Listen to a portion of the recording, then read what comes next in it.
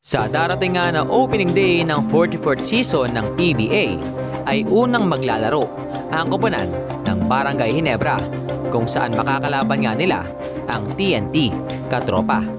Kaya sa ating video mga kabiboy ay atin nga pong pag-uusapan ang mga paraan ng Barangay Ginebra upang manalo sa koponan ng TNT Katropa. Pero kung bago ka pa lang sa aking channel ay huwag mong kalimutang mag-subscribe at i-click ang notification bell para ma-update ka. So, let's begin this video. So, ang una nga dyan is yung maayos sa pag-execute ng mga plays.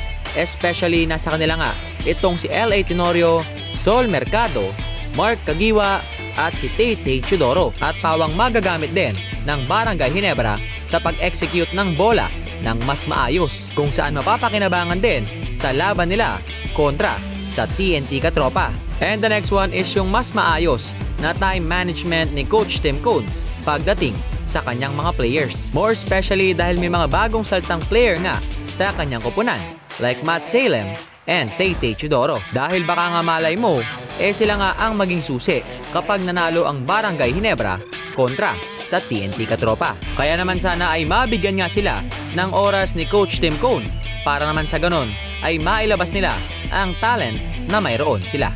And the last one is yung magandang depensa dahil ayon nga rin sa ibang mga sports analysts depensa nga raw daw ang susi sa tagumpay.